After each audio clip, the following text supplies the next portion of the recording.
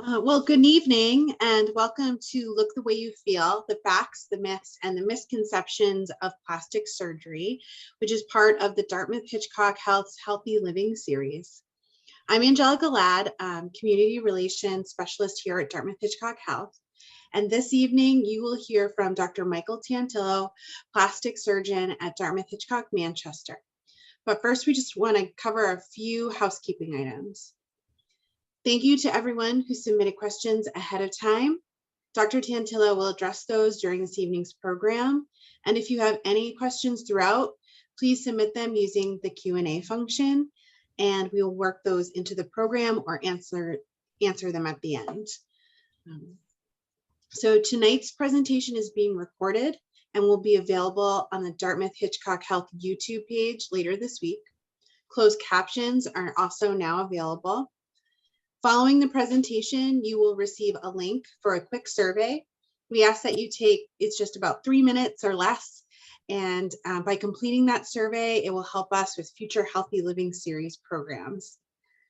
Also, if you have any questions lingering while you're taking that survey, you can ask them through the survey. Just please remember to include your contact information so that we can follow up with you. Okay, so that's it. That's real quick and easy. And now I am going to toss it to Dr. Michael Tantillo, and the stage is yours.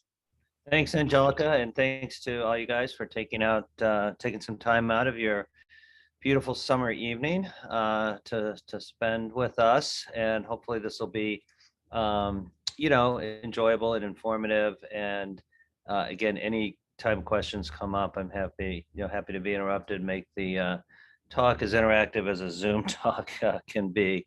So tonight we'll talk about plastic surgery and the role of plastic surgery for our patients. So I get asked a lot, what is plastic? Why is the field called plastic surgery? Well, it comes from the Greek words plastic technique, which means reshaping, and that's kind of the core of our specialty.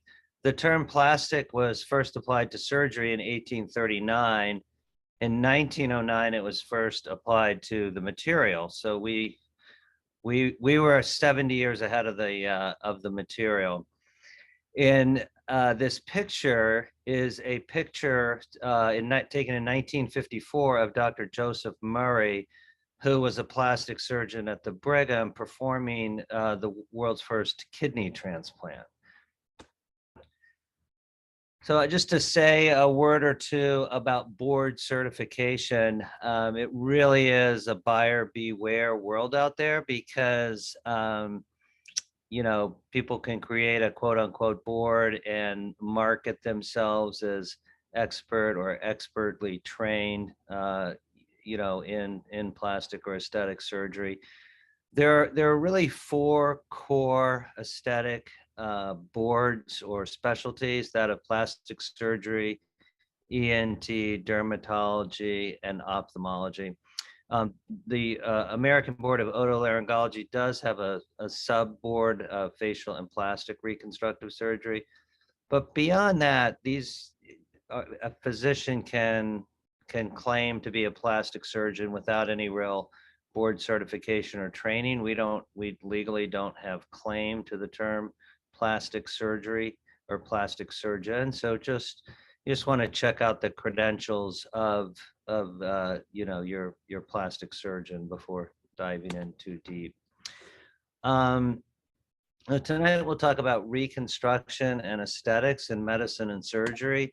And let's see, my animation is not working.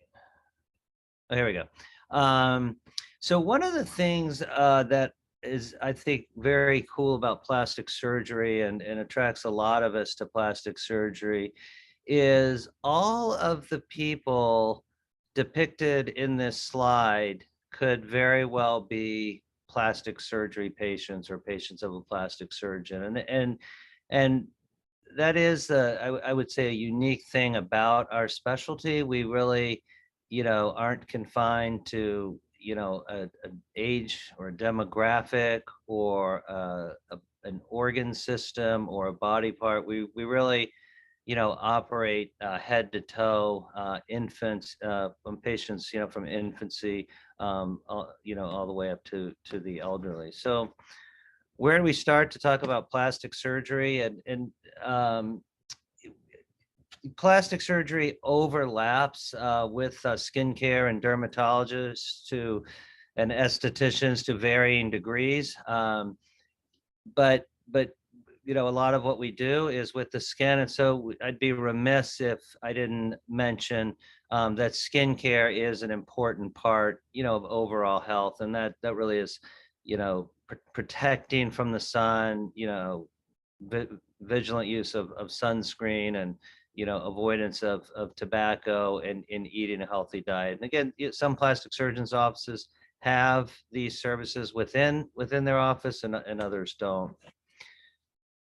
Aesthetic medicine, as distinct from surgery, we tend to think of it as really non-invasive skin rejuvenations, aesthetic services that are done, in the office, or in a medical spa, or a setting such as that. And they can be topical, retinoids or other acids, which help tighten and rejuvenate the skin. Probably the most common form, or best known forms of aesthetic medicine, are neurotoxins and fillers. Botox is the common name that people hear and associate with neurotoxins. That's Allergan's brand name of their botulinum toxin. There are, of course, other brands out there.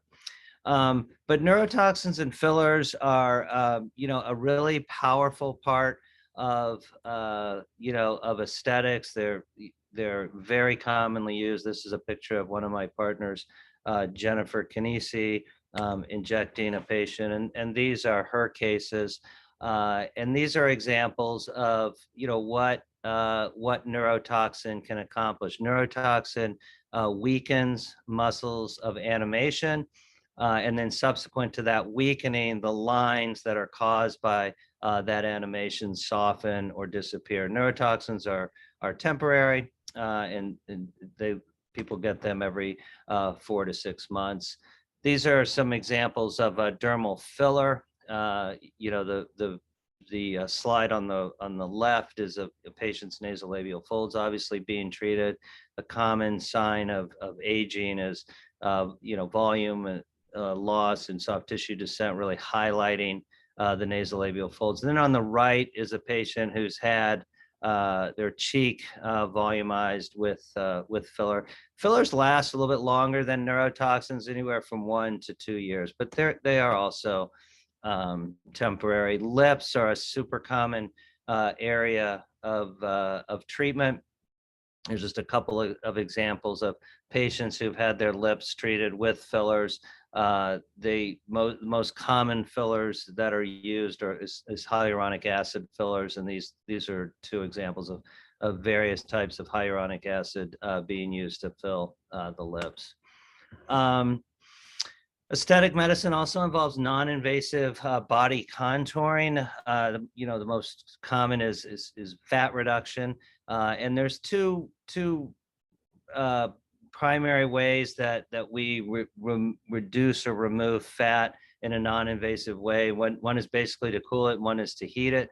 So cool sculpting takes advantage of the fact that fat cells are killed at about 14 degrees centigrade, and the surrounding tissues are not damaged until lower temperatures. So cool sculpting gets the tissue in the treatment area into that just sub 14 degrees centigrade, and then the fat cells, they lyse, and the body just gets rid of them. Once we reach adolescence, we don't grow new fat cells. So any fat cells that are removed by any method, invasive, non-invasive, heating or cooling, they are permanently removed. And then the second, really more common way is radio frequency induced fat reduction. That's really heating heating the fat cells, and True Sculpt is the brand name of that modality.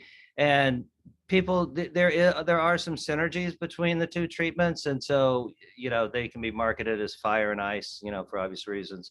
But many times patients will have a Cool Sculpt treatment followed by a True Sculpt treatment, or even multiple treatments, because they do have a little bit different applications, a little bit different limitations. And these are two examples of patients who've been treated with Cool Sculpt in the abdomen. So that's again a non-invasive med spa office type of treatment. Takes 1 to 4 hours depending on how many sites are being treated. Each treatment site takes about 35 minutes, but patients can have 4, 6, 8 treatment sites in one setting.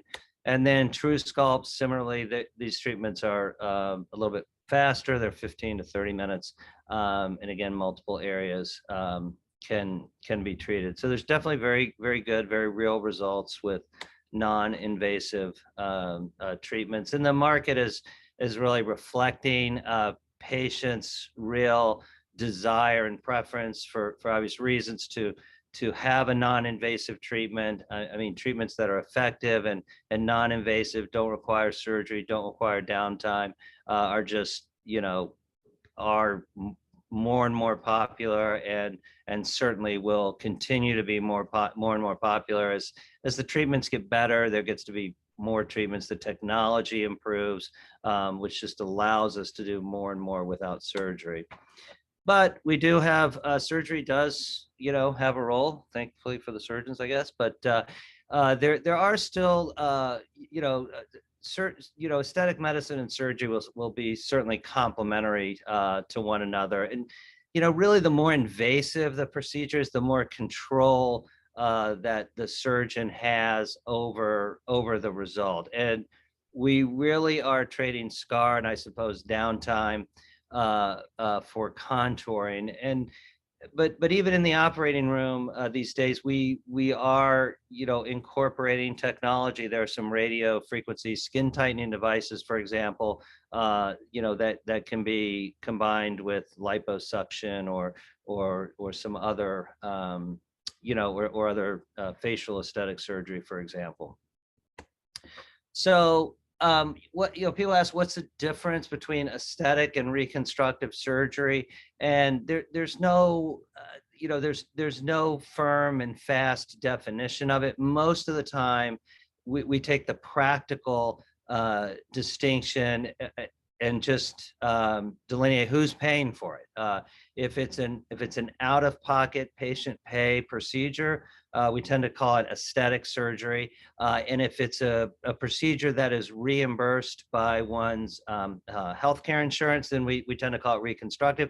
But there's a ton of overlap, and in fact, the same procedures can be an aesthetic procedure in one patient and a reconstructive patient in the other, meaning that sometimes the insurance companies will pay for a particular procedure in a particular circumstance for a particular patient, and other times they won't. So there's definitely overlap, and most surgeons do involve both aesthetic and reconstructive surgery. Now, these are examples of patients who are quote unquote reconstructive surgery patients. The patient on the left side of the screen has a skin cancer of the nose, and the patient on the right side of the screen had breast cancer and bilateral mastectomies and breast reconstruction.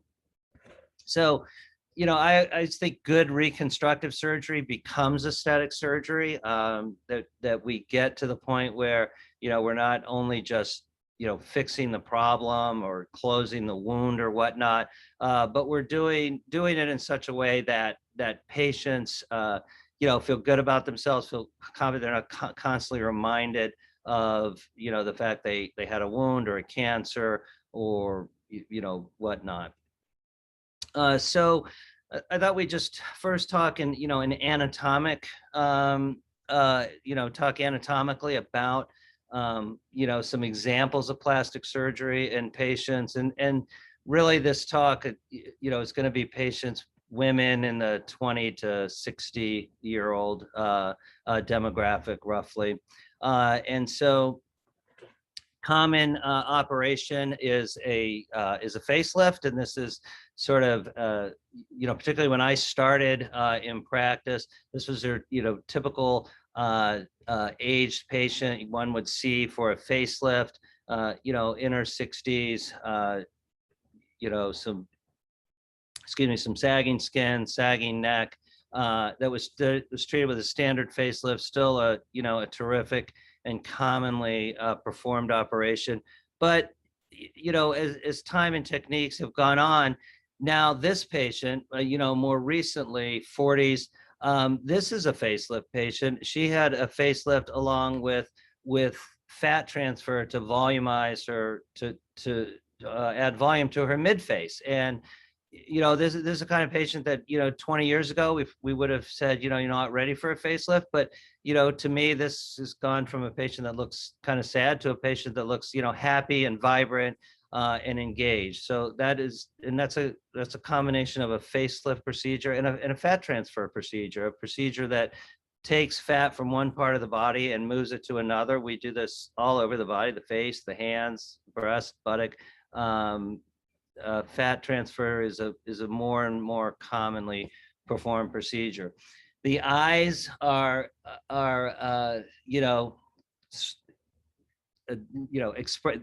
sign of expression, sign of people, the people's being tired, people being engaged. And so eyelid surgery is a very commonly done procedure. The top patient is in her late 40s. The bottom patient was actually in her late 20s, and just had these fat bags that just were there. I mean, just kind of genetically there, and obviously she didn't like them. She's got tired of people telling her, "Oh, you look so tired. What's wrong? Get some sleep." Yada yada. And so these are surgical remedies. Rhinoplasty, common procedure. Young women in particular. This is a common, this patient's in her early 20s, common age group for rhinoplasty.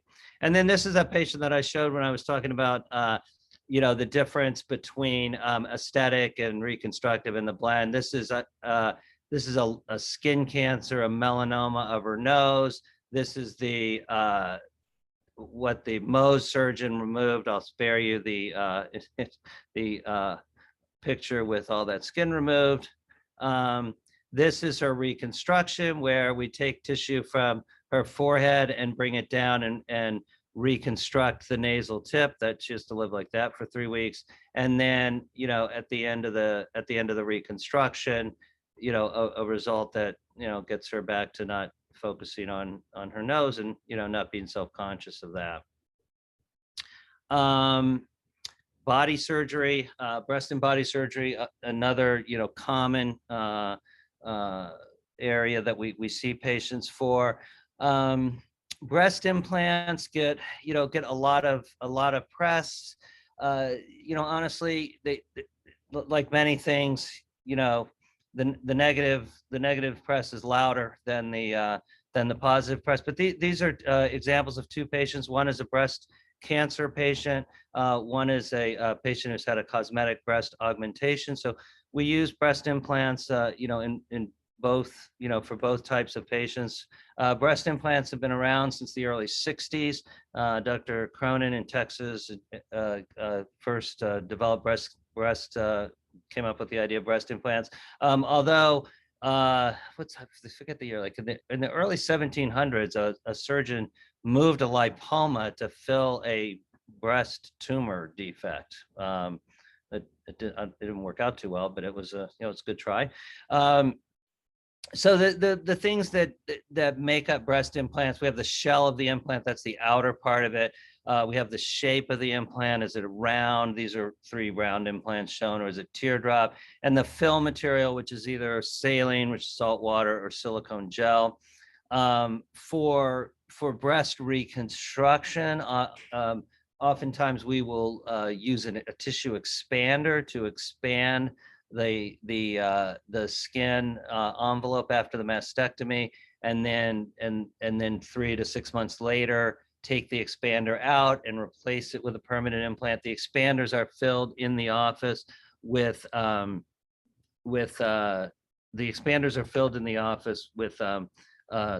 saline.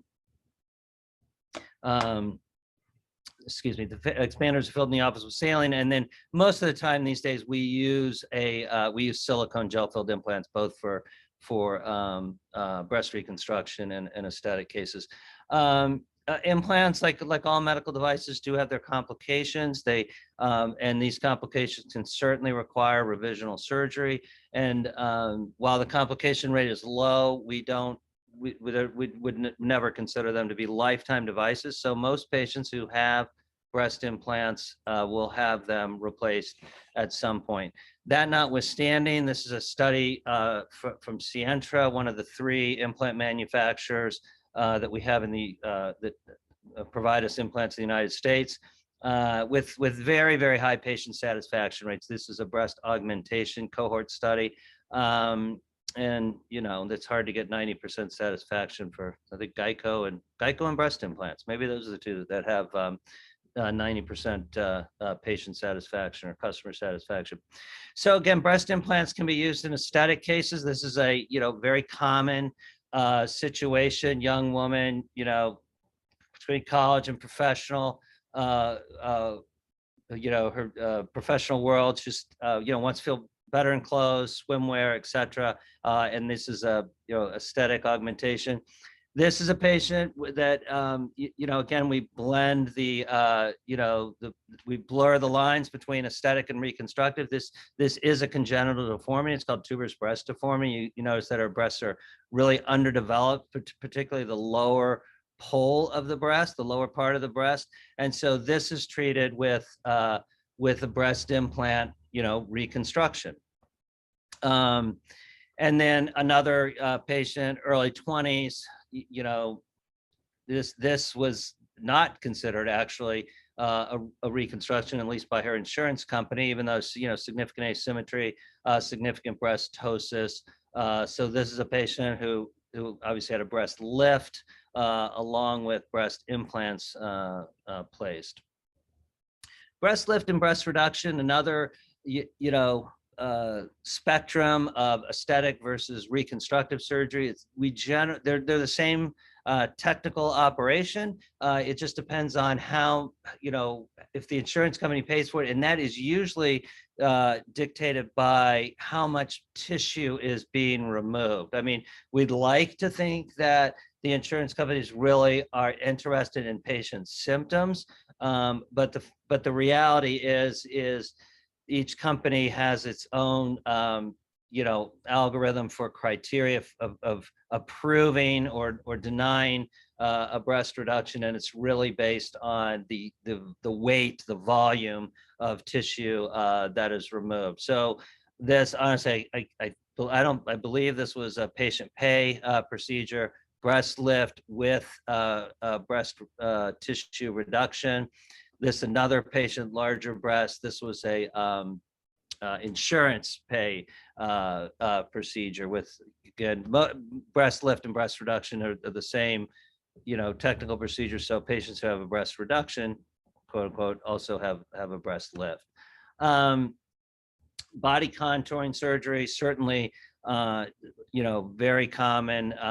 This set, series of procedures. So this is a patient who had liposuction, in the operating room. Again, the non-invasive cases were, significant improvement, but it is true with liposuction, we're not limited by the applicators and the placement of where the technology can get to, and not so it can be a little more global procedure that even in patients who are not overweight is a really good operation. In fact, liposuction is really a contouring operation, and the best patients are really patients who are not overweight. It's not a weight loss.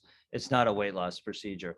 Abdominoplasty, the common situation here, patient has postpartum, got some laxity of the abdomen. Obviously, she's fit. She's not overweight. But that that loose skin, particularly of the lower abdomen, is just not going to go anywhere. Without surgery. We don't have right now, at least, any non-invasive techniques that will tighten the tissues this much, as much as an abdominoplasty would do. Heavier patients who've lost some weight, got a little more global, if you will, a little more circumferential excess tissue, abdominoplasty with some liposuction can certainly help contour the torso in this situation. And then there are patients who put it all together. I mean, a lot of the times it's called the quote unquote mommy makeover. That's really just a marketing thing, that is just, we kind of a catch-all phrase for patients who have postpartum breast and body contouring. And it can be, any combination of implants, lifts, reduction, liposuction, tummy tuck, torsoplasty. So this patient obviously had breast augmentation with a tummy tuck and some liposuction. So that's kind of putting all of the body, most of the body contouring work we have, putting that all together. Again, postpartum patients, very common demographic that we see, and it's mostly breast and body. So, patient symptosis meaning breast droop, some deflation after nursing, interested in breast lift, restoring some volume that she had before. So this is a lift with breast implants. Another, more extreme postpartum abdomen. I mean, this patient had 5 children, 5 pregnancies, 5 single births, and a lot of lax, stretched out skin in the lower abdomen. Again, she's obviously fit. She doesn't need to lose weight. Weight loss isn't going to do anything here, and non-invasive skin tightening is not going to do anything. So this patient's really treated with surgery. Post weight loss patients, another common area that we see patients. We tend to think first of body, but patients lose a lot in the face. It's not uncommon actually for patients who've lost a significant amount of weight, 100 plus pounds, to say, geez, I really kind of I like my driver's license picture better when I was heavier. And so, restorative facial surgery that includes facelift, fat transfer, putting some fat back in the mid face can help. But this is what people more tend to think of: excess skin, breast droop, with weight loss. And so it's this is a patient who again had breast lift, breast implants, abdominal work with the tummy tuck. I think one of the questions was people were asking, I think somebody asked about who, post weight loss, who pays, and that is really, we deal with this all the time.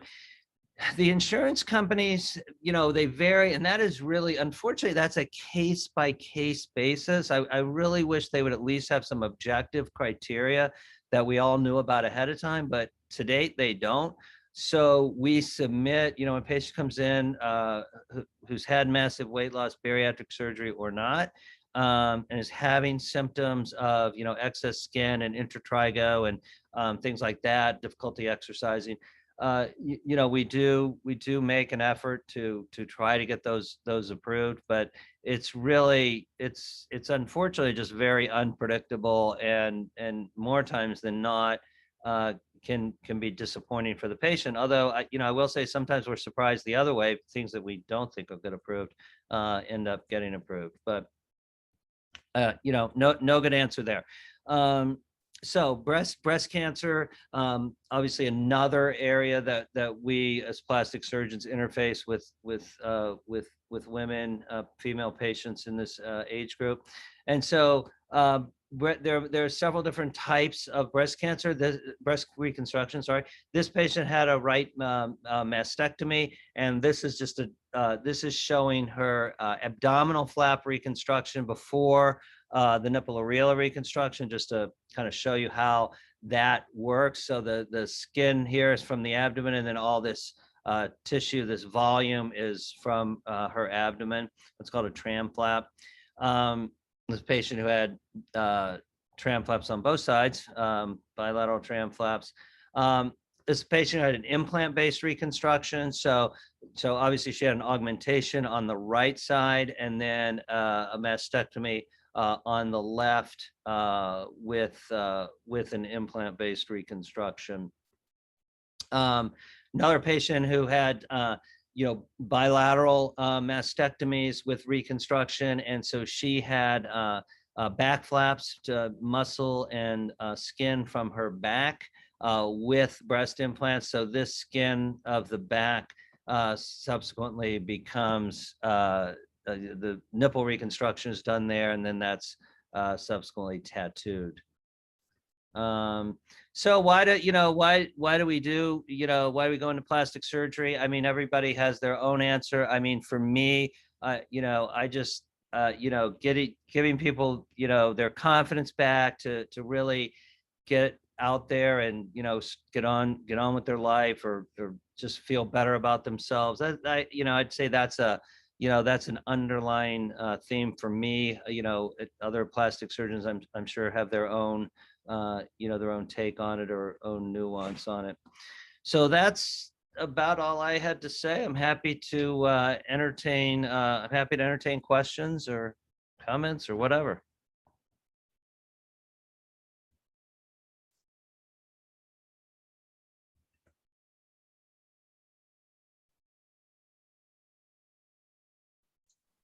Thanks, Dr. Tantillo. So yeah, we do have some time for questions. I know that we had some ahead of the program today. Yeah. So why don't I grab those?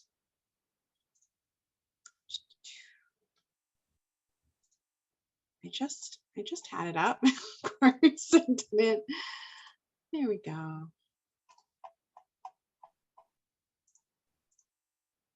So we had a question about surgery after a significant weight loss. So what are the risks, and what is the recovery time for skin removal after a significant weight loss? Yeah, so it depends on what procedures are being done, but the biggest recovery comes from the torso work, abdominoplasty or torsoplasty, which is simply a skin excision that doesn't stop at the front of the abdomen, goes all the way around. And that's a good three-week recovery from work, 6 weeks from strenuous core activity. Usually done as an outpatient. Occasionally patients will spend the night, but that's pretty unusual these days. Most all these cases are outpatient. Okay, thank you. And what is there an age when people should no longer get fillers? No. So no, I mean, filler, it's like all aesthetics. I mean, fillers are not harmful, at any age. Every patient's different. I mean, certainly, as patients get a little older, fillers might not really be, have as much effect. If the skin's inelastic and it's not going to respond to the filler, or there's extra skin that's a little bit lax, then, then that might be time for surgery. But again, most facelift surgeries that I do these days involve fat transfer at the time of facelift. So it's not a hyaluronic acid, off the shelf filler. It's a filler with patient's own tissue. So just a quick question about if someone is going in and they're beginning the process to look for a plastic surgeon, what should they be looking for in their plastic surgeon, and what questions should they be asking? Well, as I mentioned, board certification. You want to make sure that somebody is trained properly. You want to make sure that they have proper credentials, and a good a good proxy for that is, the surgeon should be credentialed to do the work in a hospital, even though she or he might be doing it in an office or a surgery center. Right? People, it's like, you can set up your office, and it's really kind of the Wild West. If you can talk somebody into doing a procedure in your office, then it can, most of the times actually quite legally be done. But the hospital is just kind of a vetting process. If that person, you say, can do that procedure at the hospital, when then you as a patient know, well, somebody else has decided that this surgeon is qualified to do that procedure. There's a lot of really good, really well-trained plastic surgeons out there. Much of it is, personality match. Do you like the person? Does what the person's saying make sense to you? Do you, a lot of, obviously there's, a zillion before and afters out there. Hang on one second. Sorry. Oh yeah, but so before and after, so they're all over the place these days. The web and the social media and all that jazz. So obviously, you want to, if you don't think the person does very good work, then you wouldn't spend money there. And then you've talked a lot about the criteria for insurance coverage. Yeah. And somebody was specifically asking about, and I don't know what this is, but PANI, PANNI. Yeah. So right. So a paniculectomy is removal of excess lower abdominal skin. So it's distinct from an abdominoplasty in that a paniculectomy doesn't involve translocation of the belly button, right? So most people want their belly button, kind of in the middle of their abdomen where it was. And it doesn't involve tightening of the rectus muscles, the two sit-up muscles, which are separated. That's the weak part of the core. And so particularly with pregnancy, that when the uterus is pushing out, that's that part right in the middle of the anterior abdomen is what gives, so to speak. So those muscles aren't repaired, and then there's not the the contouring work laterally out to the sides and more around. There's not I mean, almost every abdominoplasty I do has some liposuction with it because it's a very complementary procedure. So it does get into there are different codes for paniculectomy and abdominoplasty. So sometimes the insurance company will pay for the paniculectomy and not for the abdominoplasty. And then, it's a discussion between patient and surgeon. Is the patient going to, is the surgeon just going to offer only a paniculectomy? And if so, the patient, will that be acceptable to the patient? Or, is the surgeon, like, for example, I won't do just a paniculectomy because it's not a very aesthetic result. And, I mean, look, patients are going to go back, their primary care doctor is going to see them, their friends are going to see them, and it's just not going to look good. So I don't, hey, where'd you get that? But there are certainly surgeons who will do just a paniculectomy. Yeah, absolutely. And if you have any more questions, please feel free to use that Q&A box, and we are happy to answer any other questions that you have. Oh, can I see this? Looks like we have one. Yeah, you could take a look in there. We have a thank you, Dr. Tantillo, for the awesome explanation. Welcome. Does anyone else have any questions on anything that they saw today? If not, then I'll just let you offer any closing remarks. Well, thanks for coming. Thanks for your attention. It's kind of weird, not having the the feedback of the audience, but these are the times. So I hope it was informative. And if there's anything we can do, questions we can answer, just reach out to. Do you have our phone number? It's on the web somewhere. I don't know what the phone number to the office is, but we're happy to answer any questions you have, and certainly see you in the office. There's 2 of us in Manchester. Dr. Shankaran, works in the Manchester office as well. She's super, super, super, and we should be able to take care of whatever comes our way. So yeah. Absolutely. Yeah, and we have that survey as well. That's going to come to you at the end of the presentation, and it will also come to you in a follow-up email. So if you have any additional questions, you can feel free to ask them on that survey, and just leave your contact information, as I said, and so that we can get back to you. And then I did want to give you the number for Dr. Tantillo's office. That number is 603-629-1837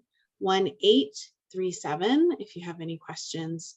Yep. I'm sure that will be helpful. Yep. And also that's Dr. Shankaran's number. So she's there. And Alex Moore is the 3rd member of our team there. She's our physician assistant who's in the office every day. So all of our patients get to know Alex, and Alex takes great care of them as well.